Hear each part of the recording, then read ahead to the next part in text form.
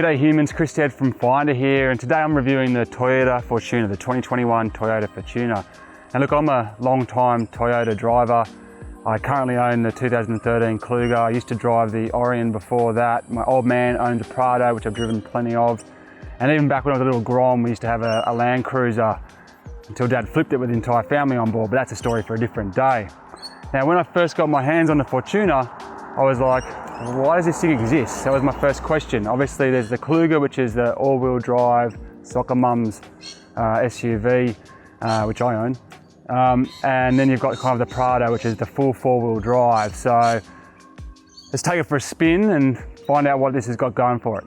So effectively, the Fortuner is basically that Toyota badged four-wheel drive for those of you who can't afford the Prado, which is no disrespect, there's a lot of us who can't afford the Prado. It's sportier, it's more agile to drive, but it's still got that four-wheel drive functionality as I go into a fair bit of power. Now it comes in three models, there's a GX, a GXL and a Crusade. You're looking at about here in Australia, drive away 54, 59 and 68k for the three of them.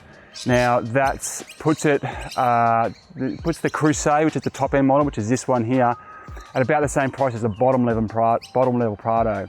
It also puts it around the same price as the Ford Everest, but a fair bit more expensive than say the like-minded Pajero or the Isuzu as well.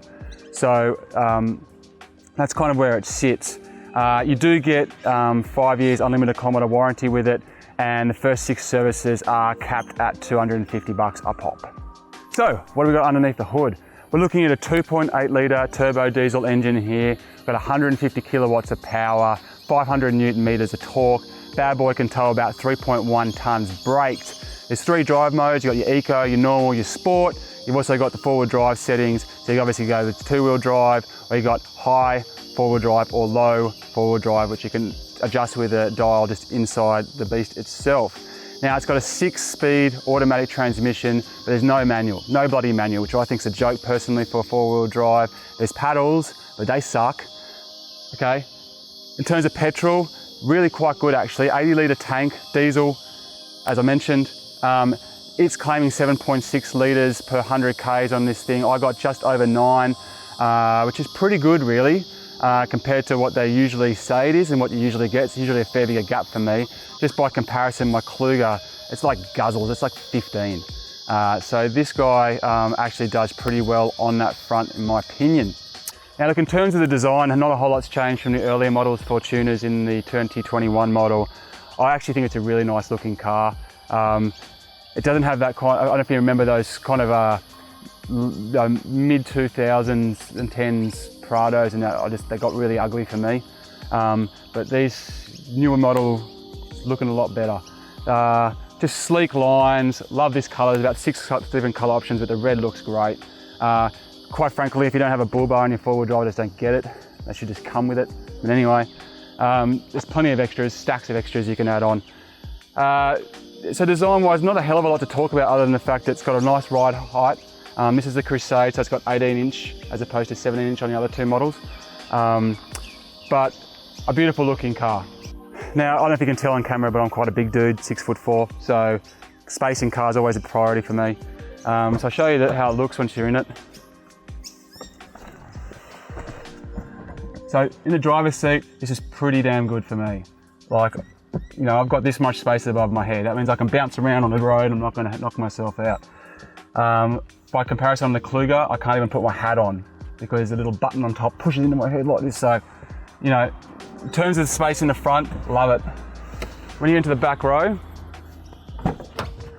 look, for most human beings, it's not going to be a problem. But for me, leg space is fine, no worries here. And my head is like right on it. If I wanted to actually lean back and kind of relax, my head is right on this. So anyone I reckon over about 6'2" is going to really struggle in the back here on a dirt road. Highway, whatever, but on a dirt road, you're going to hit your head a fair bit. Now, if we go right to the very back, you've got the seats that fold down. Now, it's an interesting design they've taken here with these, which I don't quite understand. So in most of the cars that I've been looking at lately, you're looking at pretty much your 2 splits that go down and fold into the bottom here.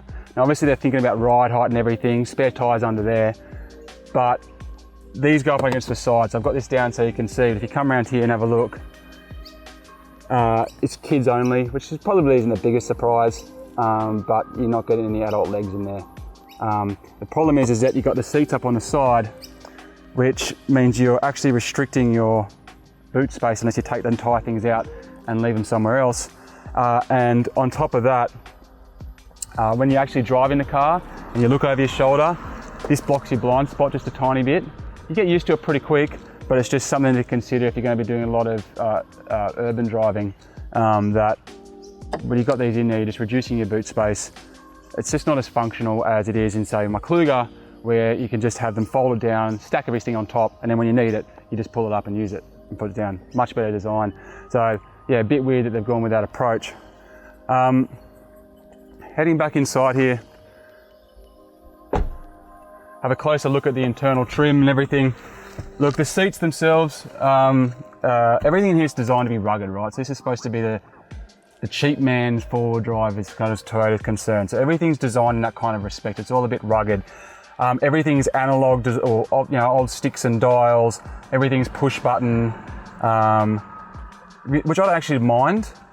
Some people may, but I actually don't mind that. I actually kind of like the cathartism of pushing a button to make things work. So in terms of that, you just got to expect a bit of an archaic internal design here. What isn't so great is its lack of power options. So you've got one USB plug up here and a 12 volt, but that's it. This is the Crusade model, does have a 20 volt, or 240 volts, sorry, at the back here.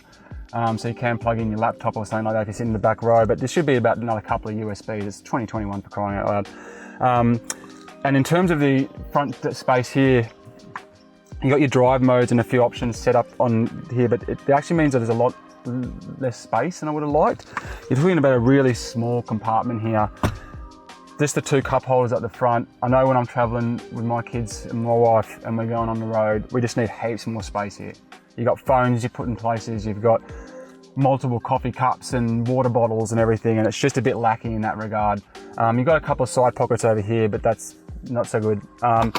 There is plenty of space over here for storage in your glove compartment, but it's quite a high ride height. The dashboard sits quite high. I like it, fine for me, but if you're going to be driving with smaller kids in the front seat, say you're 10, 11, 12, that kind of range, actually visibility is a bit obscured. So again, not a big issue, but something to consider. In terms of your visibility, pretty happy with it. Over here with the rear vision mirror, you can see through here. A lot of the modern cars have these giant boxes here, which I really hate as a tall guy. You just can't see through, but the visibility through here is fine. Like I mentioned, the seats in the back, you turn around just a little bit, gets a little bit awkward to look through. To be honest, you've got pretty good sight. Only two things that really annoy me. This, which I understand why it's here, but as opposed to kind of coming out in front of the sill here, it's actually out this way a little bit, so that kind of gets into your vision a bit. And this is the Crusade model, it's got 11 speakers in it as opposed to the base models which have 8. So they've got speakers everywhere. These two up here, these JBL speakers, they've gone with a chromatic finish on top. And I don't know if you can see it right now, but it's super reflective. And just to make it black or something, but it's super reflective. So you've got this silver thing right in your eyesight, wherever you're driving, which doesn't make a hell of a lot of sense to me. But yeah, other than that, look at the wheel, it's jacked full of options and things to play with, and it's got all that kind of trimmings. It's just all a bit old school in the way that it's gone about it. The infotainment unit, not super excited about. I think it's really basic. I think it's not very flashy. The OS is not very flashy.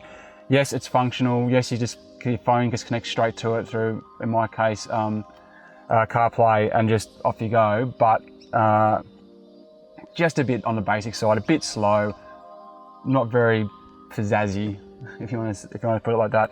You're paying $68K for a car in 2021, 2022. Should it be better? Probably. But that's what I guess they're going for in terms of that halfway to a soccer mum car, halfway to a four-wheel drive automobile. So we're just out on the highway now, heading out towards the Blue Mountains so I can take the Fortuner off-road. So just a bit of feedback, just cruising down the highway here. Look, the car's, very easy to drive. It's been happy so far with the quietness of it. I am in a Crusade, which has, doesn't have the all-wheel drive tyres like the bottom models do. So that's probably helping a little bit, but quite a quiet tread on the ground. Very quiet engine really all up. I have noticed that the gear interchanges aren't quite that great. A couple of times it's just got a little bit stuck on me and just kind of gone into a gear that it probably shouldn't have, or just hanged around a little bit, not really transitioned like I would have expected. And I've, like I said, been driving the Toyota Grande for quite a while, and the transmission on that is just butter. So I'm a bit surprised that hasn't quite come through on that. But otherwise, yeah, really happy with the power. Like a lot of the Toyota cars that I've driven, it doesn't really sit very well at 110, like it wants to go 120. Just kind of sits in between gears a little bit, but yeah, so far so good, and yeah, looking forward to taking it off-road. So a few quick words about the interior while we're cruising along here. One of the things obviously I really love about this is the space. As a 6'4" human being, I love having so much headroom. Put it this way, I'd never be able to have the sunnies on my forehead in my Kluger. I'd just be jammed up against the wall. I can't even really wear a hat. So lots of room, which I love. It's very important if you're going to be riding over bumps that your head doesn't smash into the roof every 10 seconds. The seats themselves are, look, they're pretty hard, but this is supposed to be, a durable interior. It's supposed to be for off-road, right? So I can cop that. Just a little hard, not very luxurious, but it's okay, still comfortable. In terms of visibility, pretty solid. The way that they've done these handles, I understand why they're there, but because of the way they just jut out, I reckon, a little bit too much at an angle, so kind of like it's into your vision a little bit more than just blending into the beam. And when you look over your shoulder when you're checking your blind spot, because the seats at the back don't go down like they do in a Kluger, they go up, old school style. So it kind of blocks that window worth of vision when they're in there. So that's, look, I already feel like I'm already adjusting to it, but that's something that's a little bit off-putting when you first get in if you're not used to it. So that's something to consider as well. Visibility past the rear vision's fine, and yeah, all the mirrors are great. In terms of the actual instruments, everything's kind of done with a bit of a retro vibe. Like it's kind of like driving a car back in the 90s. Everything's like dials and actual push buttons and things like that, which I actually personally quite like, as opposed to fumbling around on a touch screen. I like the actual buttons, especially when you're going off-road and it's all bouncing around and you're trying like this, you're trying to hit something, so that's good. The screen itself, the actual menu system, and the visual experience of the OS, I find a bit underwhelming. It hasn't got much pop to it. I mean, everything you need is kind of there. It's not so much it's not functional. It's just that it's a little bit underwhelming in terms of its visual pop. But other than that, everything's really easy to grasp and within reach. The sound coming through the door though, I'm not so stoked about. I can hear a bit of like shh of the wind. So I'm just trying to work out whether there's anything wrong with the seal here, but this is a brand new car, it's done 600k, so I highly doubt it. There's a bit more noise coming through from the wind outside, just coming over the car. It's not a windy day, just the movement that annoys me a little bit. So I'm just going to test that a little bit more, see whether or not it's just something that might be jammed in the seal when I close the door. This is the Crusade model, as I mentioned, so this has got 11 speakers in it. Look, the sound quality of the speakers is good. It's nice and clear, it's got good balance, but it doesn't have a hell of a lot of pop or balls to it. So I found myself listening almost on max, if just under max, just to have a nice audio experience, which I think is a bit underwhelming considering it's supposed to be the better of the speaker system. So on the lower models, what are you getting there? So yeah, it doesn't really have the audio that I would have liked. One strange quirk is the design of the steering wheel. As you can see here, it's got the fabric all the way around and it stops over the top. Now I think this is because when you're doing turns and your hand goes here, then when you're turning back to straight, it just slides along and then hits the nub and puts you in position. However, I actually found it a bit slippery and don't rate it at all, and just wish it had been fabric the whole way around. Now, while the interior for me leaves a fair bit to be desired, the actual performance of the car, I really enjoyed driving. Now, there's the three different drive modes. I didn't notice a huge difference between them. The Sporty is definitely a bit more pick up and go, but I was happy driving on normal, and I'm the type of guy who does love the flogger car, so I was happy on normal. But you know, when I first got this, a 2.8 litre diesel, immediately took me back to when I was test driving the Prado around 2013, and they just changed the Prado model over, and I was umming and ahhing between that and the Kluger, and I tried driving out some hills and just had no balls, no guts, and I was worried it was going to be the same. It couldn't be further from the truth. This thing absolutely pings off the line. It's got so much pop and power to it. Even if you're just cruising down the highway at about 110, you put the pedal down, you really do notice it. Very light to drive, really easy to drive. The turning circle on it has got to be mentioned, because the Klugers traditionally just have the worst bloody turning circles on earth. I've been driving my Kluger for 8 years, and I still find it hard to put it into a parking spot properly. It's just so hard to get right because it's just such a Titanic to turn. This thing, not like that at all. Really easy to turn. And while the highway driving I found to be quite comfortable and fine, not too noisy. This has highway tyres on it. The Crusade, the all-wheel drive tyres are on the earlier two models. It's not that noisy on the road. A bit of wind noise coming through, which I was disappointed with, like that, you know.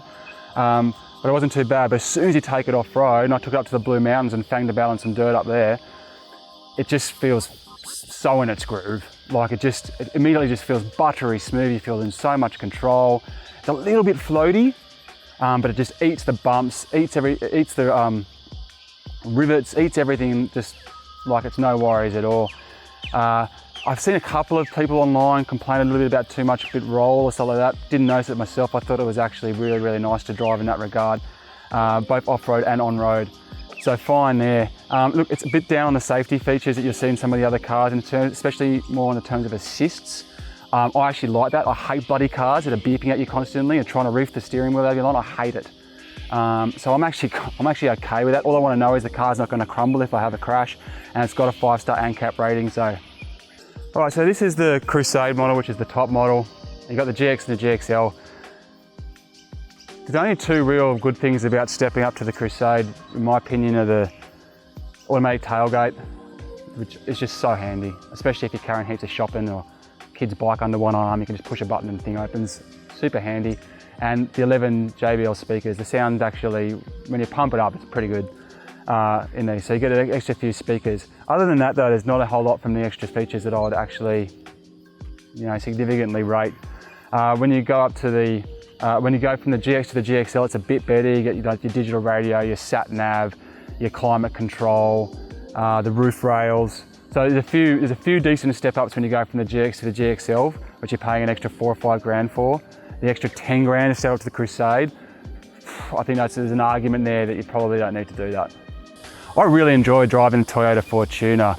I love the pop and agility when you're driving around urban environments. I really love the power and the drivability when you're off-road and going really hard. If you're looking for that Toyota badge, you don't quite have the price point of the Prado, I reckon you're actually getting pretty good value for the Fortuner, much better than I was expecting going in. Look, I do think there's a fair few missteps on the interior of the car.